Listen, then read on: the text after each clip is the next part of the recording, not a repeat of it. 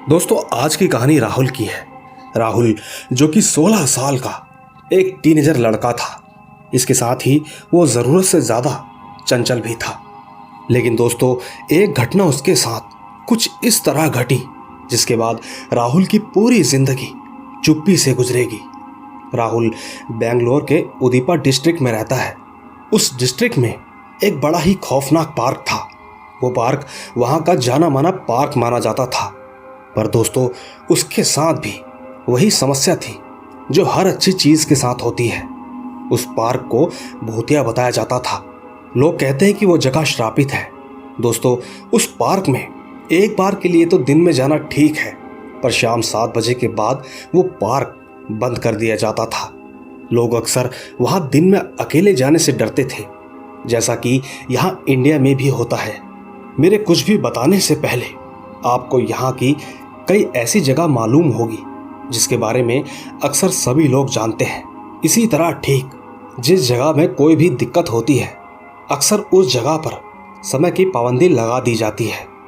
खैर, राहुल एक शाम उसी पार्क में गया हुआ था जो बाहरी चकाचौंध से ठीक ठाक नजर आ रहा था। राहुल को उस दिन काफी वक्त लग गया। राहुल के दोस्त और वो उसी पार्क के बेसमेंट में गए थे। दरअसल वहां एक र्यूमर फैला हुआ था। कई लोगों का कहना था कि उस पार्क के बेसमेंट में खजाना छुपा रखा है।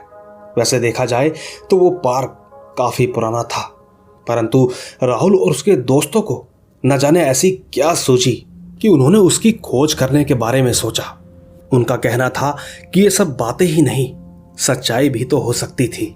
खैर, जब शाम के 7 बजे तो दूसरे दोस्त निकलने लगे। उन्होंने जाते वक्त राहुल को भी आवाज दी, लेकिन राहुल के हाथ में अब तक वो चीज नहीं लगी थी जिसके लिए वो इतनी मेहनत कर रहा था। राहुल ने उनसे कहा, तुम लोग निकलो, मैं थोड़ी देर में आता हूं। राहुल इस बात से बेखबर था कि पार्क शाम 7 बजे बंद हो जाता है। वो तो काफी समय से कोशिश कर रहा था, पर उसके हाथ कुछ ना लगा। इसी कारण अब वो बहुत नाराज हो गया और फिर वापस जाने लगा। उस वक्त तक उसके दोस्तों की आवाजें भी आना बंद हो चुकी थी। राहुल बेसमेंट से निकला और पार्क के मेन गेट की तरफ बढ़ने लगा। जब वो ठीक गेट के पास पहुंचा तो उसे पता चला कि दरवाजा तो बाहर से बंद है। उस पे एक बड़ा सा ताला लगा हुआ था और तो और उस गेट की लंबाई 10 से 12 फीट की थी। यानी कि राहुल अब पार्क में बंद हो चुका था। उस वक्त कुछ गाड़ियां तो सामने से जा रही थी, लेकिन सबके शीशे बंद होने के कारण राहुल की आवाज वहीं पर दब कर रह गई। अब राहुल को याद आया कि हमें 7 बजे से पहले काम खत्म करना होगा, क्योंकि पार्क शाम 7 बजे बंद हो जाता है। आज के दिन बदकिस्मती से राहुल अपना फोन भी घर पर ही छोड़कर आया था, क्योंकि वो आज बस टहलने निकला था। अब क्या किया जाए, यही उसके लिए बड़ी उलझन थी, क्योंकि कल सुबह 7 बजे ही पार्क खुल सकता था। आज की रात उसे पार्क में ही गुजारनी थी। राहुल धीरे धीरे वापस पार्क के ही एक बेंच की तरफ गया और वो चुपचाप वहां जाकर बैठ गया। राहुल को थकान महसूस हो रही थी। काफी ज्यादा मेहनत करने के कारण राहुल अपने पैरों को सीधा करता हुआ बेंच पर ही लेट गया। राहुल गहरी नींद में लेटा रहा। समय बीतता जा रहा था। रात के तकरीबन 1:30 बजे पानी की छमछम से उसकी आंख खुली। राहुल ने मंद आंखों से देखा कि एक लंबा सा आदमी बड़ी तेजी से सामने के तालाब के बीचों बीच कूद रहा था। थोड़ी ही देर में वो तालाब से निकलकर बीचों बीच डुबकी लगा रहा था। राहुल ने उस समय जब अपनी घड़ी में समय देखा तो रात के 1:30 बज रहे थे। राहुल को उस समय बड़ा अजीब लगा, क्योंकि भला आधी रात को इस सुनसान से पार्क में कौन इस तरह डुबकी लगा सकता है। बस यही सोचकर वो ये देखने के लिए बेंच से उठा और उस तालाब के पास गया। दोस्तों, उसने वहां जो नजारा देखा उसे देखकर उसे एक और झटका सा लगा। उसने देखा कि एक लंबा आदमी ठीक उस तालाब के बीच से सीधा 50 फुट ऊपर उड़कर वापस उस तालाब में गिर रहा था। वाकई नजारा बेहद खतरनाक था। राहुल की नजरें बस उस पर ही टिकी हुई थी। कई बार उसे ऐसा करते देख राहुल ने एक बार देखा कि इस बार वो ऊपर तो उड़ा, पर वापस तालाब में नहीं गिरा। वो ये सब देखकर इन सब पर विश्वास ही नहीं कर पा रहा था कि भला ऐसा कैसे हो सकता है। पूरा माहौल एकदम शांत हो चुका था। वो इन सब के बारे में सोच ही रहा था कि तभी उसे किसी के खांसने की आवाज सुनाई दी। वो आवाज ठीक उसी पार्क के एक पेड़ के पास से आ रही थी। राहुल को तुरंत वहां जाना ठीक तो नहीं लगा, पर उसने सोचा कि शायद जिस तरह आज वो यहाँ फंस गया है, क्या पता इसी तरह हो सकता है कि कोई और भी यहाँ फंस गया हो। बस ये सोचकर राहुल उस पेड़ के पास चला गया। वहां पहुंचकर राहुल ने देखा कि एक आदमी शॉल लपेटे चुपचाप खांसे जा रहा था। राहुल धीरे धीरे उसके नजदीक गया और उसके कंधे पर हाथ रखते हुए बोला। राहुल की आवाज में एक डर भरा दर्द छुपा हुआ था। उसने कहा, अरे भाई साहब, क्या आप भी यहीं छूट गए हो? राहुल के इतना कहते ही वो शॉल में खड़ा आदमी हल्का सा दाएं और मुड़ा और अपने चेहरे को शॉल से हटाया। उसे देखकर राहुल एकदम पीछे झटका खाकर गिर पड़ा। हो ना हो उसका चेहरा वाकई भयानक रहा होगा। राहुल ने बताया कि उसने देखा कि उस शख्स का चेहरा आकार में बड़ा था और उसका पूरा चेहरा किसी सुई से सिला हुआ लग रहा था। उसके बदन पर अजीब से कांटे जैसे हुए थे। नहीं मालूम कि वो शॉल का डिजाइन था या फिर उसका शरीर ही ऐसा था। और तो और उसकी एक आंख छोटी और ठीक दूसरी आंख किसी आम इंसान के मुकाबले 2 गुना बड़ी थी। इसी बीच वो अजीब तरीके से हंसने लगा, जिसे देखकर राहुल में अब इतनी हिम्मत नहीं थी कि वो थोड़ी देर भी वहां रुक सके। राहुल वहां से पूरी रफ्तार में बेसमेंट की तरफ भागा। उसने तुरंत ही दरवाजा बंद किया और एक कोने में छुप गया। वो कुछ समय तक तो उसी तरह बैठा रहा, लेकिन कुछ ही देर बाद बेसमेंट पर एक दस्तक के साथ उसे एक आवाज सुनाई थी। वो आवाज कुछ इस तरह थी, कौन है अंदर? बाहर निकलो, मालूम नहीं पार्क 7 बजे बंद होता है, जल्दी बाहर निकलो नहीं तो बेसमेंट भी बंद कर दूंगा। दोस्तों, ये आवाज सुनने के बाद अब राहुल के चेहरे पर मुस्कान की झलक दिखाई दी। उसे ठीक ये आवाज सिक्योरिटी इंचार्ज की लग रही थी। राहुल ने फौरन दरवाजा खोला और बेसमेंट से बाहर निकल आया।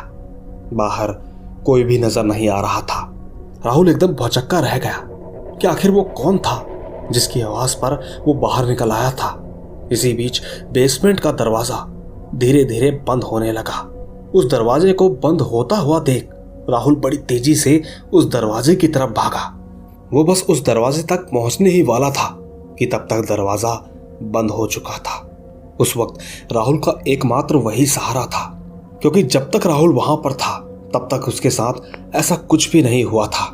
पर अब उसकी ये रात आगे कैसे कटेगी उसे यह मालूम नहीं था। इसी बीच वो अपने मन में सोच रहा था कि बाहर से इस तरह की आवाज आना और बेसमेंट का दरवाजा भी बाहर से अपने आप बंद हो जाना, इन सब का आपस में क्या संबंध हो सकता है।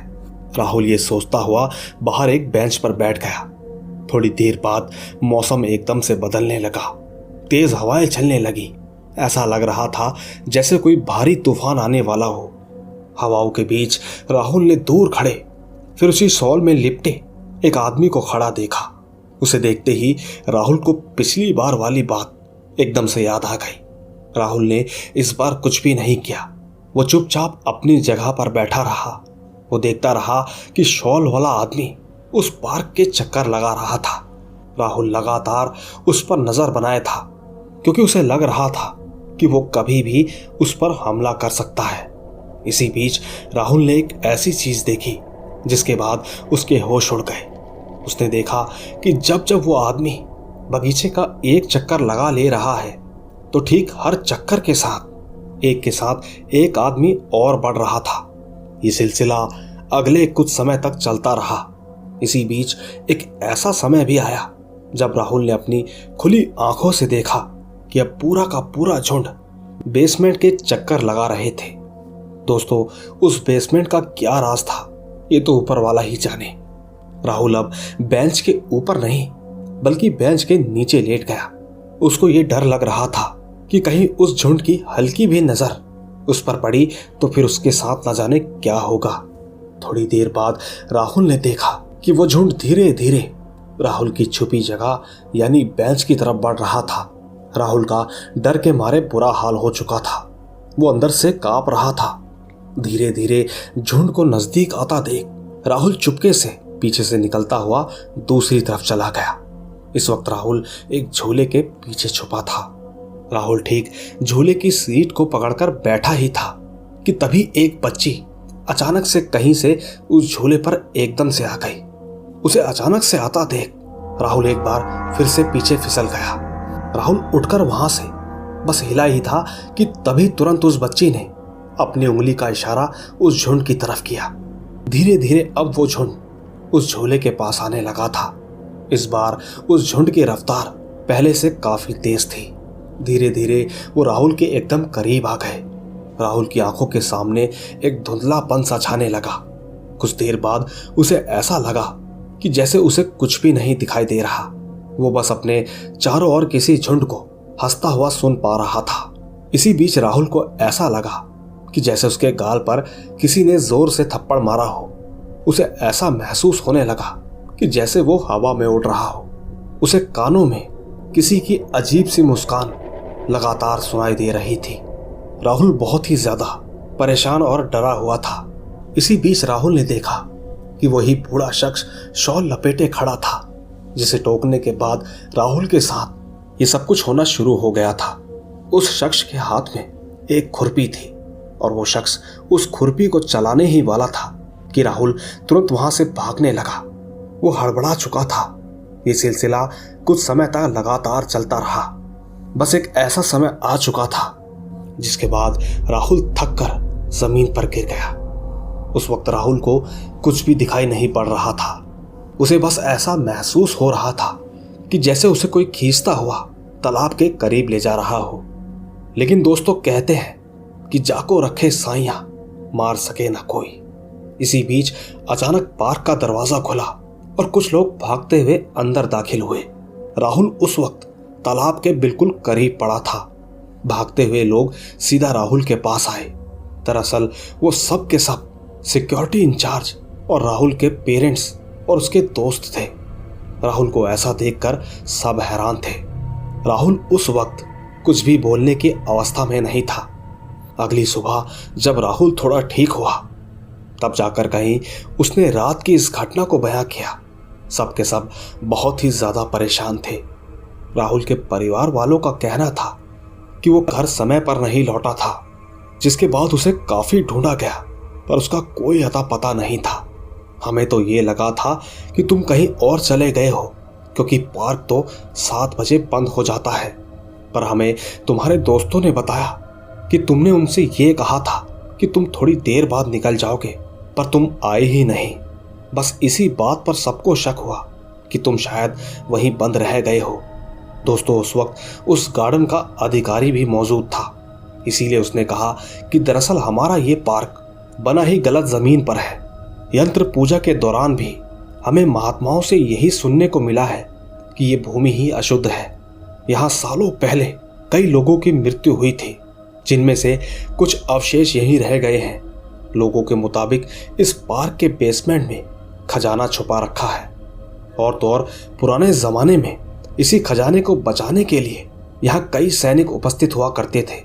लोगों का तो बस यही कहना है कि मरने के बावजूद आज भी उस भूमि पर वो आत्माएं घेरा किए बैठी हैं। वो ठीक शाम ढलने के बाद किसी के भी अकेले रहने पर वो किसी को भी उस बेसमेंट में दाखिल नहीं होने देती। बस इसीलिए हम पार्क को सूरज ढलने के बाद बंद कर देते हैं। नहीं मालूम कि कोई भी राही भूला भटका बस इस पार्क में न चला आए। न जाने इसका अंजाम कितना भयानक होगा, ये तो बस परमात्मा ही जानता है।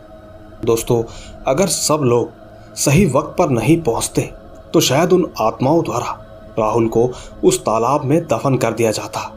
पर खैर जो भी हो, राहुल आज भी उस दिल दहला देने वाली घटना को भूल नहीं पाया है। कहीं ना कहीं उसमें उस घटना का खौफ आज भी बरकरार है। तो दोस्तों देखा आपने, ये थी राहुल की कहानी। दोस्तों इस कहानी से हमें एक सीख मिलती है कि हमें कभी भी ऐसे काम करने ही नहीं चाहिए कि जिसका अंजाम बुरे से भी बुरा हो सकता है। हालांकि भूत प्रेत अपनी जगह ठीक है, नहीं मालूम अगर वहां कुछ गलत लोग भी होते तो शायद राहुल की ये कहानी हम तक पहुंच ही नहीं पाती। बाकी दोस्तों, मैं आपसे बस इतनी ही गुजारिश करता हूं कि आप जहां कहीं भी जाएं, अपने माता पिता और अपने परिवार वालों को ज़रूर बता कर जाएं। बाकी दोस्तों, आपको ये कहानी कैसी लगी नीचे कमेंट्स में ज़रूर बताइएगा। मैं तो मिलता ही रहूँगा आपको इसी तरह की रोमांच से भरी रहस्यमयी कहानियों के साथ। बस तब तक आप अपना और अपने परिवार का ख्याल रखें। चलता हूँ, बाय बाय।